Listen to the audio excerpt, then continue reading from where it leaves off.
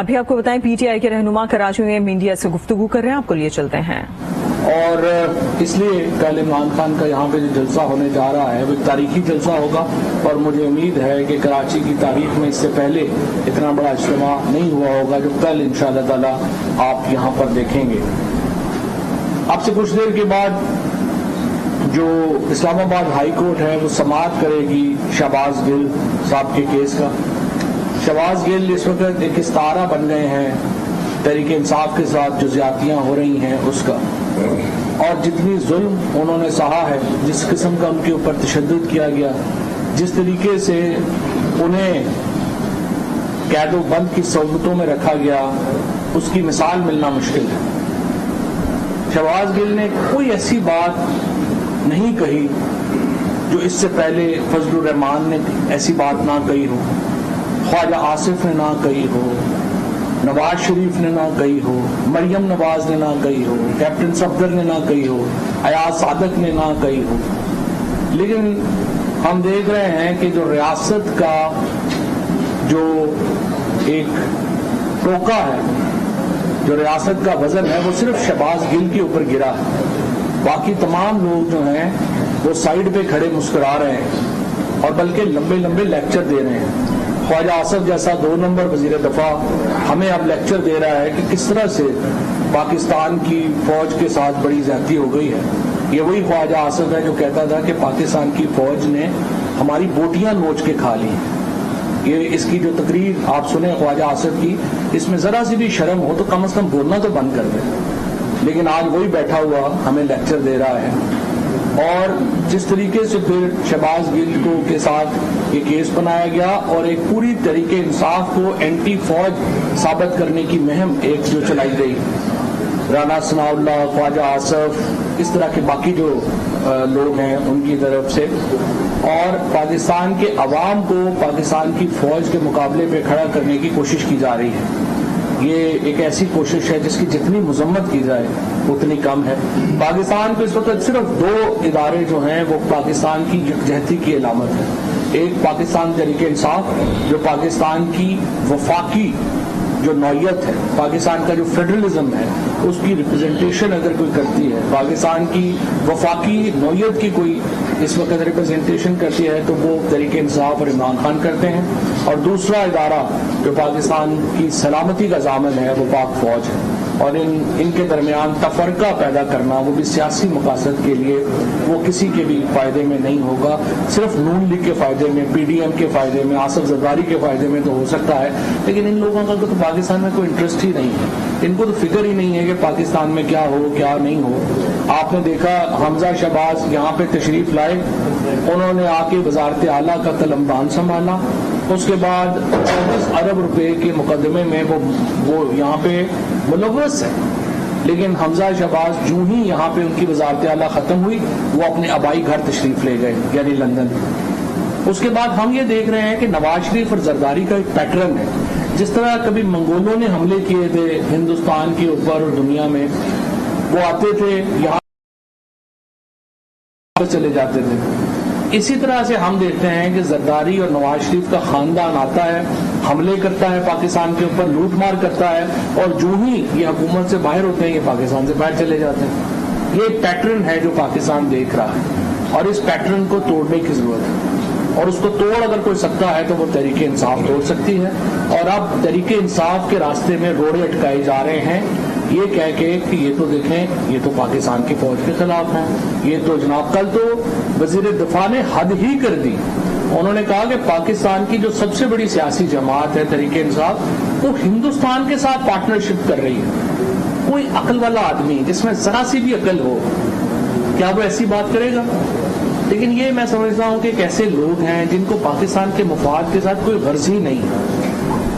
جو سلوک کیا گیا شہباز گل کے ساتھ، جو ٹارچر کیا گیا، اس کی جتنی مذمت کی جائے اتنا کم ہے۔ کوئی بھی شخص چاہے کسی بھی جماعت سے تعلق رکھتا ہو، کسی بھی طبقے سے تعلق رکھتا ہو، وہ ٹارچر کی حمایت نہیں کر سکتا۔ رد عمل جو ہے وہ سامنے آ رہا ہے ٹارچر کے خلاف، اور خصوصاً جو کسٹڈی میں ٹارچر ہے ان کے اوپر ایک عالمی رد عمل ہے۔ اور اس کے اوپر ہمیں شدید تشویش ہے. اب سے کچھ دیر کے بعد جب اسلام آباد ہائی کورٹ یہ کیس سنے گی تو مجھے امید ہے کہ وہ میڈیکل رپورٹس دیکھے گی جو جیل کے ڈاکٹرز نے بنائی اور جیل کے ڈاکٹرز نے وہاں پر اس کو پیش کیا جانا چاہیے. ایک انڈیپینڈنٹ میڈیکل بورڈ بننا چاہیے اور وہ میڈیکل بورڈ بننا چاہیے جس کے اوپر شہباز گل صاحب کو, ان کے خاندان کو بھی اور پی ٹی آئی کو کانفیڈنس ہو اور اس کے ساتھ ساتھ پروسیکیوشن کو بھی کانفیڈنس ہو. ہم یہ نہیں کہہ رہے کہ ایک صرف ہمارا نقطۂ نظر سے میڈیکل بورڈ بننا چاہیے, انڈیپینڈنٹ بورڈ بننا چاہیے جس کے اوپر دونوں فریقین کو اعتماد ہو کہ یہ جو رپورٹ دیں گے وہ صحیح ہوگی. اور جس طریقے سے جعلی میڈیکل رپورٹس لینے کی کوشش کی جا رہی ہے وہ انتہائی قابل مذمت ہے. انڈیپینڈنٹ میڈیکل بورڈ بنے, وہ دیکھے کہ شہباز گل کے اوپر تشدد کی خبریں جو ہیں وہ میڈیکلی کنفرم ہوتی ہیں یا نہیں ہوتی. اس کی رپورٹ کے بعد ان لوگوں کو آئیڈینٹیفائی کیا جائے جو شہباز گل کے اوپر تشدد میں ملوث ہیں. اسلام آباد پولیس کے آئی جی کو ان کے اوپر تفتیش شروع کی جائے.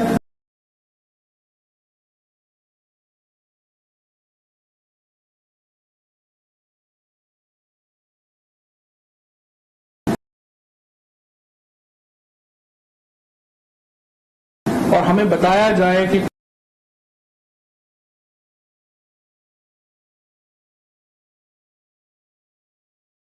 اس کے اوپر تشدد کیا. اگر یہ تفتیش نہیں ہوتی تو یہ پاکستان میں ہر شخص ولنریبل ہے. کسی بھی شخص کو اٹھا کے لے جانا, اس کے اوپر تشدد کرنا ایک معمول کی بات بن جائے گی. یہ ممکن ہی نہیں ہے کہ آپ اس تفتیش کو یہاں پہ چھوڑ دیں کہ آگے چلیں جی. اب تو اس کے اوپر جو ہے وہ آ گیا ہے کہ اسے سانس کی بیماری ہے. آدھی رات کو جو جیل قوانین ہیں بڑے واضح ہیں. جیل قوانین یہ ہیں کہ 5 بجے کے بعد مجرمان کی ٹرانسفر نہیں ہوتی. رات کو اسلام آباد پولیس آدھی رات کو وہاں پہ پہنچی, رینجرز کو وہاں پہ بلایا گیا, ایک پورا سٹینڈ آف کریٹ کیا گیا. شہباز گل کو زبردستی وہاں سے اٹھا کے اسٹریچر کے اوپر ڈال کے جس طریقے سے پولیس لے کے گئی اس کی ویڈیوز اب موجود ہیں. اور ہم دیکھ رہے ہیں کہ کس طرح سے اس کو جو ہے اس کی حالت کیا تھی, کیونکہ ان کو جو پرابلم ہے وہ دمے کی پرابلم ہے. اور جب بھی آپ اس طرح کی ایک سولیٹری کنفائنمنٹ میں رکھیں گے, جب بھی ایک اس طرح کے حالات میں رکھیں گے تو آپ کا جن لوگوں کو اللہ تمام لوگوں کو صحت دے پر جن لوگوں کو دمہ ہے وہ امیجن کر سکتے ہیں کہ یہ ایستھما جو ہے وہ ایگریویٹ کر جاتا ہے. اور وہی شہباز کے ساتھ ہوا, اس کا سانس جو ہے وہ لینے میں تکلیف. اور ابھی میڈیکل جو ابھی آیا ہے ہمارا یہاں پہ پمز نے جو اسلام آباد کا ہاسپٹل ہے اس نے بھی یہ بات اس کی تصدیق کر دی ہے کہ ان کی جو ریسپریٹری ہے, ان کا جو سانس لینا ہے وہ اس وقت دشوار ہے, اس کو آبزرویشن میں جو ہے وہ رکھا جائے. لیکن جس طریقے سے رات کو ان کو ایک زبردستی لایا گیا وہ ایک اور وائلیشن ہے قانون کی. اور پھر ہم دیکھ رہے ہیں کہ جو جیل ہے وہ پنجاب حکومت کے تحت ہے, لیکن وہاں پر ملاقاتیں شہباز گل سے نہیں کرنے دی گئی. تو ان کو کس نے روکا؟ ملاقاتوں میں کون گیا تھا؟ عمر ایوب جو فارمر منسٹر ہیں, اس کے بعد علی اوان جو MNA ہیں, اس کے بعد جو ہماری ڈاکٹر ملکہ بخاری جو اسٹینڈنگ کمیٹی آن لا کی چیئرمین تھی, اس کے بعد ہمارے دیگر MNA راجہ خرم اور باقی لوگ سارے جو وہاں پہ گئے ان کو روک دیا گیا. ان کے لائرز کو ملنے نہیں دیا گیا. کل سے آج صبح آج اپلیکیشن ڈالنی پڑی ہے کہ ان کے لائرز کو تو ان سے ملنے دیں, ان کی فیملی کو ان سے ملنے دیں. ایک بندہ بیمار ہے, اس کے اوپر آپ کہہ رہے ہیں کہ وہ موت و حیات کی کشمکش میں ہے, تو اس کی فیملی کو تو اس سے ملنے دیں, اس کے لائرز کو تو اس سے ملنے دیں. لیکن وہ ہم دیکھ رہے ہیں کہ وہ نہیں ہو رہا. اس کے ساتھ ساتھ پھر رات کو ایک اور واقعہ ہوا ہے جو میں میڈیا کے ساتھ توسط سے سامنے بھی لانا چاہتا ہوں. آدھی رات کو جب مراد سعید جو ہیں وہ تھے شہباز گل کے پاس, موٹر سائیکل کے اوپر آئے. اتفاق سے اس وقت جو ان کے ایک دوست جو تھے فیصل امین وہ قریب تھے, انہوں نے ان کو فون کیا. فیصل جو ہے انہوں نے ان کے گھر پہ پہنچے اور وہ موٹر سائیکل والے وہاں سے فرار ہوئے مشین گن کے ساتھ. اور وہ کہاں داخل ہوئے؟ وہ ریڈ زون میں داخل ہوئے. کسی پولیس چوکی میں ان کو نہیں روکا گیا. وہ صدر ہاؤس وزیر اعظم ہاؤس سے گزرتے ہوئے اپنی گنز کے ساتھ جو ہے وہ وہاں پہ غائب ہوئے. اب میں یہ سمجھتا ہوں اس کی پولیس میں رپورٹ جو ہے وہ مراد میں کر رہے ہیں اور فوری طور کے اوپر ایک جو کیمرہ ہے اس کی فواد چودھری کراچی میں میڈیا سے بات چیت کر رہے ہیں جو آپ نے لائیو